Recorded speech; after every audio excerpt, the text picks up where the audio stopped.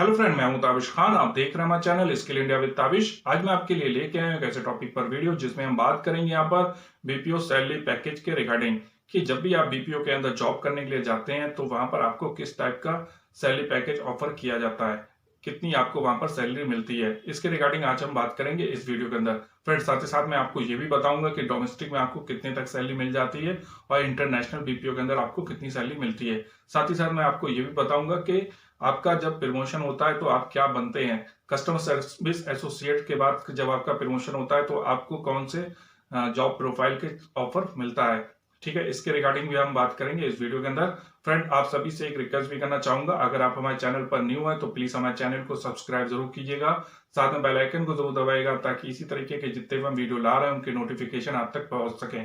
चलिए फ्रेंड, देर ना करते हुए अपने वीडियो को हम स्टार्ट करते हैं। आपको बताना चाहूंगा जो कस्टमर सर्विस एसोसिएट होता है एक बीपीओ के अंदर, तो फ्रेंड ऐसा होता है कि जब आप जॉब के लिए जाते हैं, आपने जैसे 6 मंथ कंप्लीट किए, आपको 6 मंथ का एक्सपीरियंस हो गया कस्टमर सर्विस एसोसिएट के ऊपर या फिर 1 ईयर का, तो आपकी परफॉर्मेंस चेक की जाती है कंपनी के अंदर कि आपकी परफॉर्मेंस कैसी रही, आपको कैसा है, कितना एक्सपीरियंस रहा, किस तरीके से आपने जो है ना चीजों को समझा, आपको सिस्टम की नॉलेज कैसी है।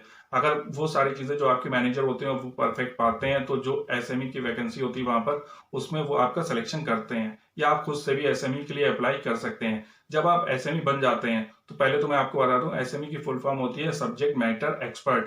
जब आप सब्जेक्ट मैटर एक्सपर्ट बन जाते हैं तो आपका काम रहता है कि जो भी टीम है उसके अंदर जो भी क्वालिटी से रिलेटेड, जो भी उनका परफॉर्मेंस से रिलेटेड जो चीजें होती हैं उनको चेक करना, उनकी प्रॉब्लम को सोल्यूशन करना, उनको सपोर्ट करना अपनी टीम को, ये उनका काम रहता है। और फिर उसके बाद में जैसे ही आपका जो है 2 साल कंप्लीट होता है फिर आप टीएल के लिए अप्लाई कर सकते हैं। या फिर एक चीज मैं आपको बता दूं कि अगर आप कस्टमर सर्विस एसोसिएट हैं तो ऐसा नहीं है कि आप पहले एसएमई बनेंगे फिर आप टीएल बनेंगे। एसएमई आपका अलग पार्ट है, ठीक है, और टीएल का आपका अलग पार्ट है। आप चाहें तो पहले एसएमई बन के फिर टीएल बन सकते हैं या फिर डायरेक्ट टीएल भी बन सकते हैं, लेकिन अगर आपको 2 साल का उसके लिए एक्सपीरियंस चाहिए होता है टीएल बनने के लिए, ठीक है फ्रेंड, तो कम से कम आपको 2 साल का एक्सपीरियंस होना चाहिए, इसके बाद ही आप टीएल के लिए अप्लाई कर सकते हैं। फ्रेंड, एक चीज और मैं आपको यहाँ पर क्लियर कर दूं कि जो एसएमई होता है वो हर कंपनी में ये पोजीशन जो है नहीं होती है। कुछ कंपनियां जो है वो वहां पर अपने यहाँ पर एसएमई को रखती हैं, वरना ज्यादातर कंपनी के अंदर आपको कस्टमर सर्विस एसोसिएट के ऊपर टीएल मिलेंगे जो टीम लीडर का वर्क करते हैं। आपको जो एसएमई होते हैं वो वहां पर नहीं मिलेंगे। कुछ ही कंपनियां हैं जो एसएमई को रखती हैं अपने यहाँ पर, या फिर उनके यहाँ पर एसएमई की पोजीशन होती है। फ्रेंड, इस चीज को भी आप समझ लें, यहाँ पर भी टर्म्स एंड कंडीशन अप्लाई होती है। अलग अलग कंपनियों में अलग अलग टाइप की वैकेंसियां रहती हैं, अलग अलग पोजीशन रहती है, अलग अलग जॉब प्रोफाइल रहती है। फ्रेंड, यहाँ पर मैं आपको एक बात और बताना चाहूंगा कि कस्टमर सर्विस एसोसिएट की जब आप जॉब के लिए जाते हैं, तो जब आप कस्टमर सर्विस एसोसिएट की जॉब पर वहां पर वर्क करते हैं तो फिर आपके आगे जो मौके होते हैं, जो चांस होते हैं, वो होता है, पहला चांस होता है कि आप एसएमई बन सकते हैं, दूसरा चांस होता है कि आप टीएल बन सकते हैं, तीसरा चांस आपका होता है कि आप क्वालिटी में जा सकते हैं, चौथा चांस आपका होता है कि आप ट्रेनर भी बन सकते हैं। वहां पर भी ट्रेनर्स होता है, जो लोगों को जो न्यू हायरिंग होती है बीपीओस के अंदर उनको ट्रेनिंग दी जाती है, ठीक है, तो आप ट्रेनिंग में भी जा सकते हैं, ट्रेनिंग सेक्टर में भी जा सकते हैं। इसके बाद में हम बात करते हैं यहाँ पर कि बीपीओ कितने टाइप के होते हैं। पहला जो मैंने आपको बताया कि domestic BPO and international BPO, ठीक है।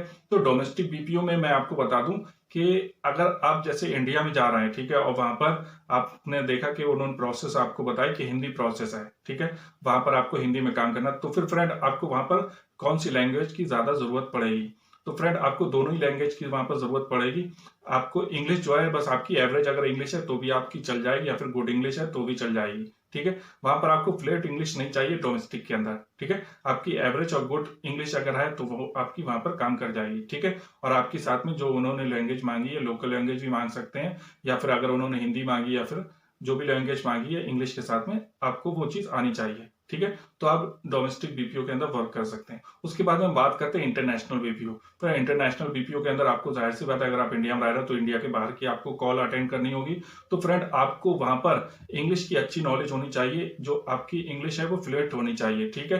फ्लुएंटली आप जो है ना इंग्लिश में लोगों से बात कर सकते हैं, ऐसी आपकी इंग्लिश होनी चाहिए। साथ में आपको एसेंट की भी नॉलेज होनी चाहिए कि बाहर के देशों में किसी प्रोडक्ट को किस नाम से बुलाया जाता है, ठीक है, उनके जो शॉर्ट नेम्स होते हैं वो आपको पता होना चाहिए, कि एसेंट की नॉलेज होनी चाहिए आपको, ठीक है। और आपको इंग्लिश की जो ग्रामर है उसके पर अच्छी पकड़ होनी चाहिए, यानी कि जो आपकी इंग्लिश है वो फ्लुएंट इंग्लिश होनी चाहिए। साथ में आपको एसेंट की नॉलेज होनी चाहिए अगर आप इंटरनेशनल बीपीओ में वर्क करने के लिए सोच रहे हैं या फिर जाने वाले हैं, ठीक है। और अगर आप डोमेस्टिक में जाने वाले हैं तो आपको गुड या फिर एवरेज इंग्लिश की नॉलेज होनी चाहिए, साथ में आपको जो लोकल लैंग्वेज वहां पर मांगी गई है हिंदी या उसके अलावा उसकी भी आपको नॉलेज होनी चाहिए। फ्रेंड यहाँ पर हम बात करेंगे सैलरी के बारे में। अगर आप बीपीओ सेक्टर में डोमेस्टिक बीपीओ में जॉब के लिए जा रहे हैं, ठीक है, तो आपको वहां पर किस टाइप की सैलरी ऑफर की जा सकती है। तो फ्रेंड एक सैलरी का अनुमानित जो सैलरी होती है वो मैं आपको यहाँ पे बताना चाहूंगा। अगर आप बीपीओ में डोमेस्टिक बीपीओ के अंदर जा रहे हैं और वहां पर आप कस्टमर सर्विस एसोसिएट के लिए जा रहे हैं तो वहां पे आपको 10 से 15 हजार रुपए आराम से मिल जाएंगे।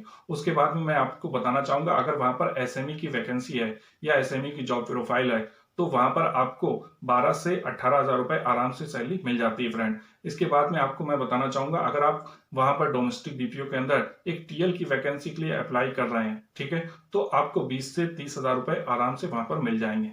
इसके बाद में हम बात करते हैं फ्रेंड इंटरनेशनल बीपीओ की। अगर इंटरनेशनल बीपीओ में आप जो है कस्टमर सर्विस एसोसिएट के लिए जा रहे हैं तो आपको वहां से 20 से 30 हजार रुपए आराम से सैलरी मिल जाएगी।